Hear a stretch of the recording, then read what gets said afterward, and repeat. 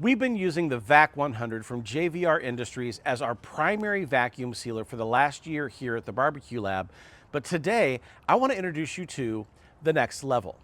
This is the Vac110 from JVR Industries, and today we're going to go through the differences between the two, talk about which one you might want if you're a hunter and you process your own game, as well as see them both in action. I'm David Gafford here at the Barbecue Lab, and we test over 70 different appliances every year to help you make educated buying decisions. Even though these aren't technically cooking appliances, I use my chamber vacuum sealer almost every day to preserve fresh and cooked meats. As we get started, let's take a dive into both of these models. This is the Vac100 and it retails for $899. If you look at the dimensions, we have a width of 13.8 inches, we have a length of 12 inches, and then our depth here is 4.3 inches. The depth is important to me because these 8-ounce mason jars, you can put 4 in the bottom and seal those even with this short lid. I like that you can still put mason jars in such a compact unit. The seal bar on the front is 12.3 inches wide, and it makes a 6mm seal on the bags as you put them through. The maximum pouch size you would use in this unit is 12 by 14, and it also has the ability to do 2 single 1-pound bags at a time. It has a low profile in that it's only 8.3 inches tall. In comparison, you can see this one's much larger, but this has a very low profile. The Vac100 can also use Mylar and retort bags using the retort bar assembly upgrade that you can buy for this unit. The Vac100 also has an accessory hose to seal wine bottles and external canisters. A defining feature of the Vac100 is that it only weighs 52 pounds. The Vac100 also comes with 2 filler plates when you order it. One is the circular filler plate that fills the very bottom, which makes the bottom flat, and there's also a flat plate that goes on top, taking up some of the extra room in case you don't need it when doing a session. There's a lot more that can be said about the Vac100, and since we already have a standalone review video on this unit, I won't repeat myself. I'll just link it up here in the card and down in the description below if you want to learn more. Over here at the Vac110, this retails for $999 and has a chamber size that is 11.3 inches wide, 15.2 inches in length, and 5.2 inches in depth.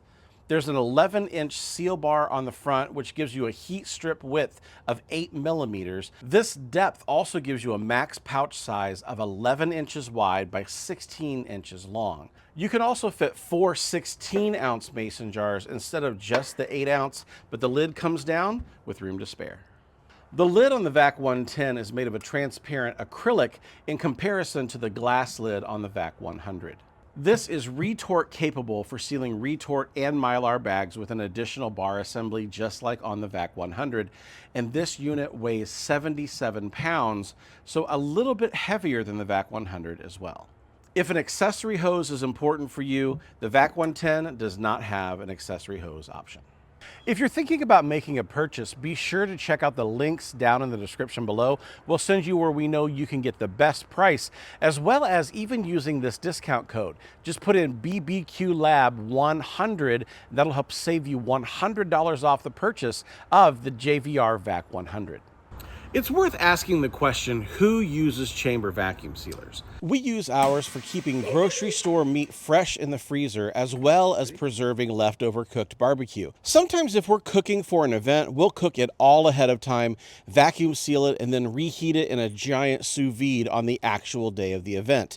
And if you've seen our mission video, you know how we like to feed our tribe. We cook a lot more barbecue around here than our family of 4 can eat, so we vacuum seal bags of cooked meat and give it to families we know who are going through tough times and can use an easy meal from time to time. But I know another large group of chamber sealer users, and while I myself am not a hunter, I know someone who is. By the way, if you're getting value out of this video, hit that like button and consider subscribing if you're into outdoor cooking. I wanted to give you a different perspective on these two units, and so I've invited my buddy Joel to come and join us. He's an avid hunter, and he also owns the Vac100. So Joel, come on in here. And I want you to get to know someone who's used one but is looking at the other and kind of get the perspective on it. So you have the Vac100, you're seeing the Vac110 for the first time. Kind of walk through them and tell me what you see as the main differences between the two. Well, the first thing that comes out to me is that the Extra 10 is a lot bigger in size. So this is quite a bit bigger footprint than what I'm used to with this unit. I've used this one many times. I've had this one for over a year, and it's been great. It's worked flawlessly for me. It's done everything I've wanted to do.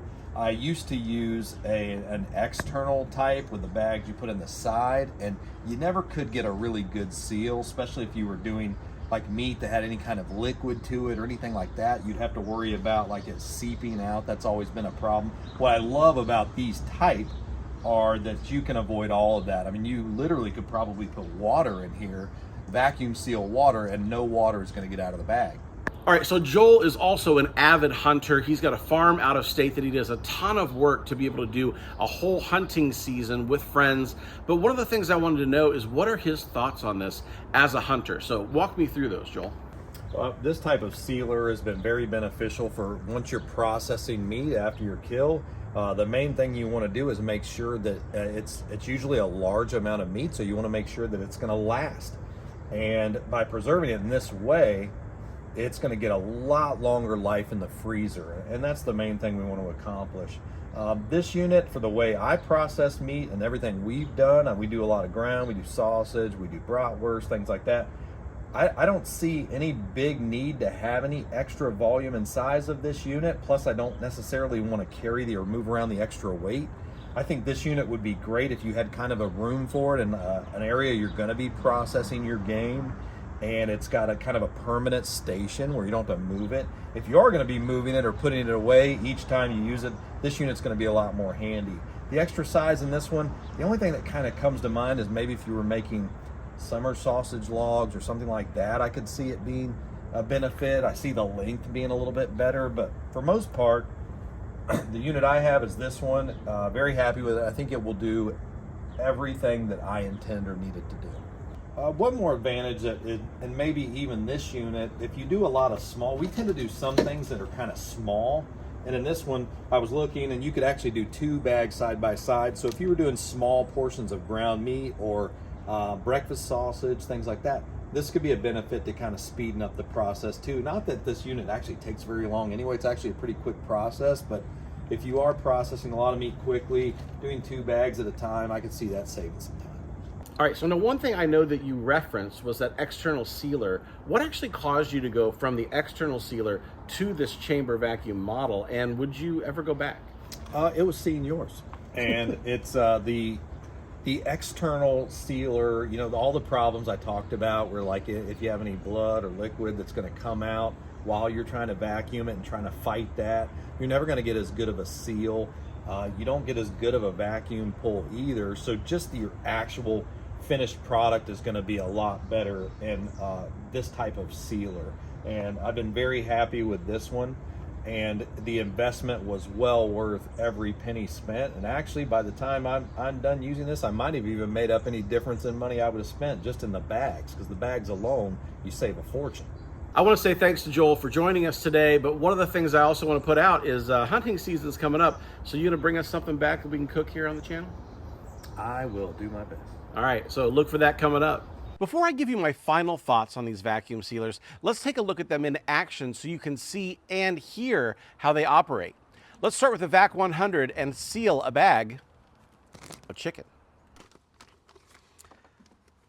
Remember, this will do 2 of these 1-pound bags, so we're just going to put it on one side, but I'm going to have my microphone right up next to it so you can hear the sound and watch it go.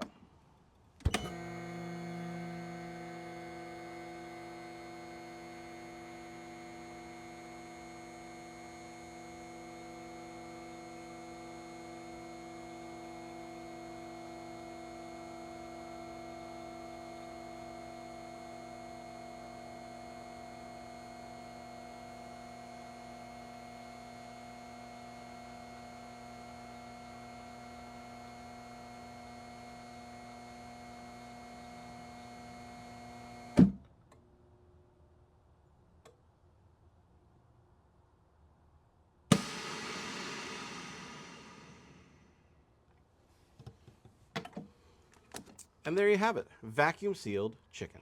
Okay, with the Vac110, this one's obviously a little bit bigger and it can handle more protein. So let me show you how we can seal an entire chicken in this sealer.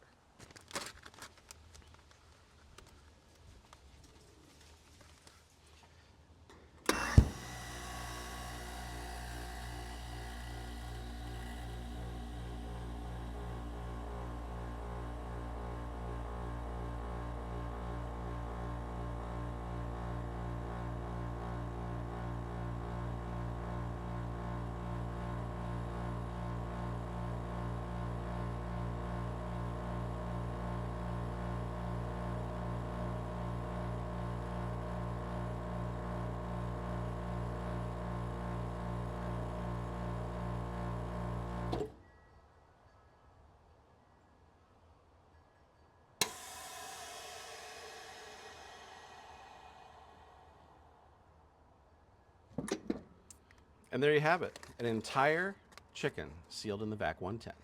We've just been sealing poultry today, but you can certainly safely seal other proteins like fish, pork, duck, and even rabbit. So it comes down to final thoughts between these two. Is the Vac100 or the Vac110 the one that you should buy? Let's go through a few of the different things that might make you choose one over the other.